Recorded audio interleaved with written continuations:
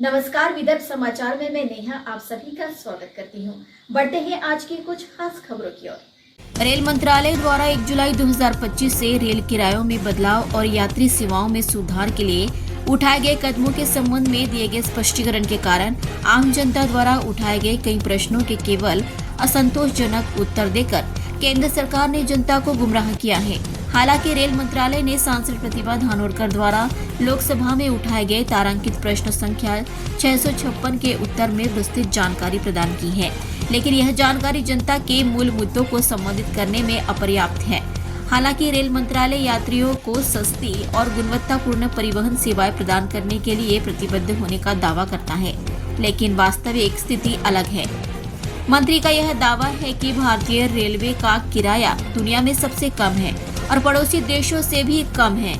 केवल आंकड़ों का खेल प्रतीत होता है। हालांकि कहा जा रहा है कि वित्तीय वर्ष 2023-24 में यात्रियों को अनुमानित 60,466 करोड़ की सब्सिडी दी गई है, लेकिन आम यात्रियों पर बढ़ते किराए के वित्तीय बोझ को नजरअंदाज किया जा रहा है।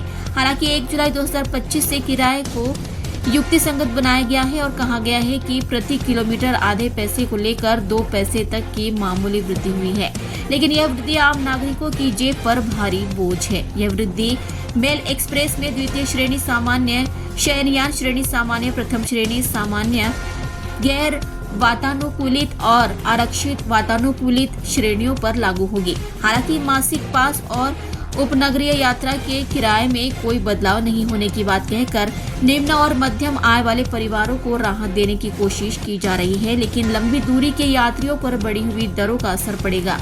रेल मंत्रालय यात्रियों को सुरक्षित, आरामदायक और गुणवत्तापूर्ण सेवा प्रदान करने के लिए कई कदम उठाने का दावा करता है, जैसे अमृत भारत स्टेशन योजना, वंदे भारत और अमृत भारत ट्रेनों का शुभारंभ, रेल मदद के माध्यम से बेहतर निगरानी और रेल वन ऐप और यूटीएस ऑन मोबाइल ऐप जैसी डिजिटल पहल। हालांकि रेल मंत्रालय का दावा है कि इन उपायों से यात्री संतुष्टि बढ़ रही है, फिर भी कई बुनियादी समस्याएं अभी भी बनी हुई है। हालांकि भारतीय रेलवे सेवाओं की गुणवत्ता में सुधार और यात्री किराए को वहन करते हुए वित्तीय स्थिरता सुनिश्चित करने का दावा करता है, लेकिन मौजूदा किराया वृद्धि और सेवा की कमियां इन दावों के अनुरूप नहीं है। केंद्र सरकार सांसद प्रतिभा धानोरकर द्वारा उठाए गए आम लोगों के बुनियादी सवालों का जवाब नहीं दे पाई है।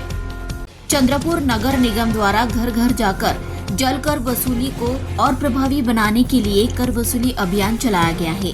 इसके लिए चंद्रपुर नगर निगम द्वारा 69 वार्ड सखियों की नियुक्ति की गई है और अब नागरिकों को घर बैठे पानी के बिल जमा करने की सुविधा मिल रही है। इस अभियान के तहत वार्ड सखियां सीधे नागरिकों के घर जाकर जल की जानकारी दे रही है और उनसे सीधे कर वसूली भी की जा रही है।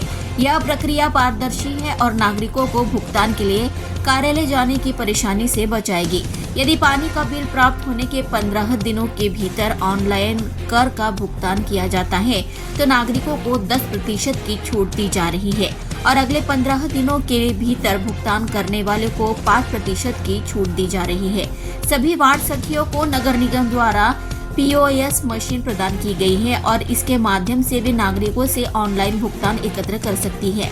भुगतान की रसीद अगले दिन वार्ड सखियों द्वारा व्यक्तिगत रूप से दी जाएगी। भुगतान करते समय किसी को भी नकदी का उपयोग नहीं करना चाहिए या वार्ड सखियों को नकद नहीं देना चाहिए, क्योंकि यह सेवा केवल ऑनलाइन कर भुगतान के लिए है। इसलिए चंद्रपुर नगर निगम इस सुविधा का उपयोग करने की अपील कर रही है।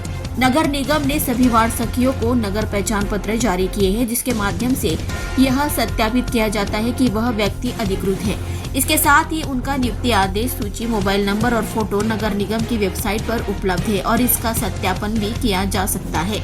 कर भुगतान के लिए POS मशीन के माध्यम से, QR कोड के माध्यम से, गूगल पे और फोन पे के माध्यम से भी किया जा सकता है। कोरपना तालुका के कोडशी के पैनगंगा नंदी बेसिन में बुधवार 23 जुलाई को एक लापता व्यक्ति की तलाश के लिए बड़े पैमाने पर तलाशी अभियान चलाया गया, लेकिन खबर लिखे जाने तक शव नहीं मिला। मिली जानकारी के मुताबिक कोडशी में पैनगंगा नदी पर बने पुल के पास एक 2 पहिया वाहन जर्जर हालत में मिला। स्थानीय नागरिकों ने मंगलवार शाम को तुरंत पुलिस को इसकी सूचना दी। कोरपना पुलिस मौके पर पहुंची और प्रारंभिक जांच के बाद पता चला कि 2 पहिया वाहन वंसदी गांव के सतीश मारुति की है। घटना को गंभीरता से देखते हुए चंद्रपुर के एक बचाव दल बुलाया गया और बुधवार को पूरे दिन बेसिन में तलाशी अभियान चलाया गया। स्थानीय ग्रामीणों, पुलिसकर्मियों और गोताखोरों की मदद से पेनगंगा नदी के एक विस्तृत क्षेत्र की तलाशी ली गई, लेकिन देर रात तक कोई ठोस सबूत या जानकारी नहीं मिल सकी। सतीश मारुति चिक्रम बसंती गांव के निवासी है और मंगलवार दोपहर को अपने घर से बाहर गए थे। गिरने के बाद से उनका कोई पता नहीं चल पाया है, जिससे क्षेत्र में चिंता का माहौल है। खबरों में बस आज इतना ही। ताज़ा खबरों के लिए देखते रहिए विदर्भ समाचार। तब तक के लिए नमस्कार।